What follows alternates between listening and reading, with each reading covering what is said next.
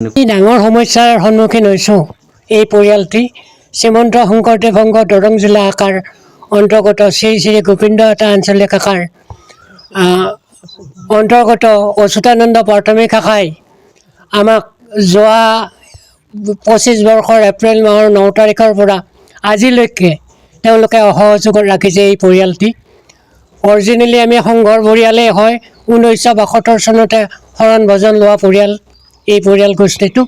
আৰু এই পৰিয়ালটোক লৈয়ে এই অঞ্চলত শংকৰ সংঘত কেইবাখনো প্ৰাথমিকো ইতিমধ্যে গঠন হৈছে।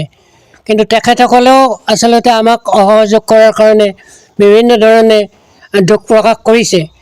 এই ক্ষেত্ৰত আমি এবছৰে এনেকৈ কষ্ট খাই থাকিলোঁ, বহুত আবেদন নিবেদন কৰিলোঁ আঞ্চলিক শাখা, প্ৰাথমিক শাখা আৰু জিলাটো।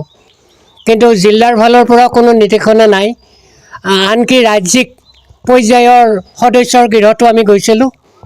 আশ্বাস দিয়ে সেই সময়ত যে আমি ইতিমধ্যে আঞ্চলিক শাখালৈ লিখিম আৰু তাত আপোনালোকৰ ল'ৰাই গাহৰি পুহিছে, গাহৰিখিনি আঁতৰাই দিয়ক, তেতিয়াহ'লে শংকৰ সংঘত আপোনালোকৰ কোনো দিগদাৰিয়ে নাই, এনেকৈ তেওঁলোকে কয়। ইতিমধ্যে এই গাহৰি পালনটো আমাৰ ল'ৰাই জীৱিকা হিচাপে নিৰ্বাহ কৰিব বিচাৰিছে, যিহেতু তেওঁৰ জীৱনত চাকৰি বাকৰি একো কৰিব নোৱাৰিলে, বহুত টকা পইচা অযথা খৰচ কৰিলে।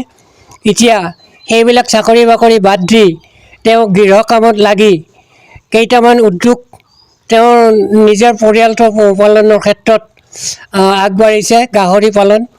গতিকে এই পোহপালনৰ দায়িত্ব লোৱাৰ ক্ষেত্ৰত গাহৰিৰ ক্ষেত্ৰত কিছু জীৱিকা সোনকালে উপাৰ্জন হোৱাৰ পথ এটা তেওঁলোকে বাছি ল'লে। বাছি লোৱাৰ কাৰণে এই বিপদটো আহিল। প্ৰাথমিক শাখাৰ পাবত গজা কেইজনমান বাপে এই ব্যৱস্থাটো কৰিলে, মাত্ৰ 3জন বাপে। কোনো মিটিঙত এই প্ৰস্তাৱটো লোৱা নাছিল। তেওঁলোকে লিখি লৈ গৈ আঞ্চলিকত জমা দিলে। আমাৰ হাতত লিখিত একো আপোনালোকক দেখুৱাব নোৱাৰোঁ। তেওঁলোকে কোৱা শুনিছোঁ, আঞ্চলিকেও কোৱা শুনিছোঁ, আপুনি গাহৰি লালন পালন কৰি আছে, মোৰ দুখ হৈছে, মোৰ নামতেই প্ৰস্তাৱটো প্ৰেৰণ কৰিছে। মোৰ দুখ হৈছে, মই এই আঞ্চলিকখনৰ প্ৰাক্তন সভাপতি আছিলোঁ 2 বছৰ কাল। গতিকে সেই ক্ষেত্ৰত মই লালন পালন কৰা বুলি তেওঁলোকে প্ৰস্তাৱটো দিয়া বুলি কৈছে। মই দেখা নাই প্ৰস্তাৱটো। গতিকে এনেকৈ আজি এবছৰ যোৱা 25 বৰ্ষৰ এপ্ৰিলৰ 9 তাৰিখৰ পৰা আজি 2026 এপ্ৰিল মাহটো প্ৰায় শেষেই।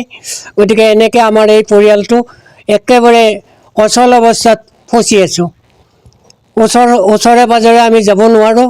শংকৰ সংঘৰ মানুহে, প্ৰাথমিক শাখাৰ মানুহে আমাক অনুষ্ঠান খাব মাতিলেও তাৰপিছতে পিছ মুহূৰ্ততে তেওঁলোকে তৎমুহূৰ্তত ঘূৰাই যায় যে আপোনালোক যাব নালাগে। কিন্তু দেখুৱাব মই একো পৰা নাই, কাকো দেখুৱাব পৰা নাই কি লিখিছে কি লিখা নাই প্ৰস্তাৱটিত। গতিকে এনেকুৱাকৈ আছোঁ। এতিয়া আমাৰ অচল অৱস্থা হৈছে, উপায়বিহীন হৈ আপোনাসৱক আমি এই কথাখিনি অৱগত কৰিলোঁ, ইয়াৰ কিবা সমাধান পাওঁ বুলি। এয়া মোৰ কাম্য। কেতিয়াৰ পৰা আৰম্ভ কৰিছিলে ব্যৱসায়? গাহৰি ব্যৱসায়টো এবছৰ হ'ল। বাকী মৌ পালনটো আগৰ পৰাই আছে, এবছৰ হ'ল। আৰু ঘৰৰ পৰা মোৰ মোটামুটি 300 মিটাৰ হ'ব ডিষ্টেঞ্চটো। কাৰণ আমাৰ শংকৰ সংঘৰ পৰিয়াল যেতিয়া ঘৰৰ লগত সেইটো যোগাসত্ৰ মই ৰাখবা খোজাই নাই, ৰখাই নাই। তাৰপিছত কি হ'ল? মানে এই কোৱাৰেণ্টাইনত থকা হৈছে এতিয়া আমি পৰিয়ালটো। জনাইছে যে বোলে প্ৰাথমিকে আমাৰ ওপৰত এটা প্ৰস্তাৱ পঠাইছে। প্ৰস্তাৱটো এপ্ৰিলৰ 9 তাৰিখে। কিন্তু 9 তাৰিখে যিখন মিটিং হৈছিল 25ত, কোনো ধৰণৰ প্ৰস্তাৱ লোৱা হোৱা নাছিল তেতিয়া। তেওঁলোকে বেকডেটত প্ৰস্তাৱটো 7 মাহৰ পিছত প্ৰেৰণ কৰিছে। তাৰপিছত মই গ'লোঁ সভাপতিৰ ঘৰত, সভাপতিক সুধিলোঁ, মোক খুৰা হয়। সভাপতিয়ে কৈছে, মইতো এইবিলাক একো গম নাপাওঁ। নিত্যানন্দ বোলা বাবা এজনে আহিছে, কৈছে সন্ধিয়া টাইমত মোক চাইনটো মাৰি দিয়া। ভিনদেউ বুলি মাতে তেওঁ আকৌ।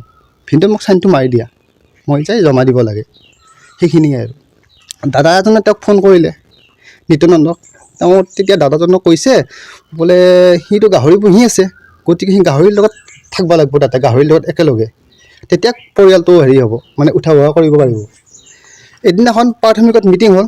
প্ৰাথমিকৰ এই সংগী অংকুৰ চমুৱা বোলা বাপজনে কৈছে কি, ল'ৰাক আপুনি বেলেগ কৰি দিয়ক, দেউতাক সেইটো কৈছে। এনেকুৱা পৰিস্থিতি হৈছে এতিয়া। কাৰণ গাহৰিটো থাকিলে মোটামুটি 6 মাহত আমি এটা কিবা পইচা এটা পাওঁ। কাৰণ ছাগলী এটা পুহিলে আমি 3-4 বছৰ ৰ'ব লাগে, মোৰ পৰিয়াল এটা আছে, চলিক স্কুলত মই হেৰি পইচা দিব লাগে এডমিশ্যন, মই ক'ৰ পৰা দিম? শংকৰে সিঁচে নামৰ কঠীয়া, অসমীয়া হ'ব বুলি দুখীয়া, কিহৰে ৰাগিনী গালা অসমীয়া, কিহৰে ৰাগিনী গালা। চাওক এতিয়া শংকৰে ৰোৱা কঠীয়াত আজি তাৰমানে সহৰ হৈছে, সহৰৰ কাৰণে আচল বিধান নোহোৱা হৈ গৈছে।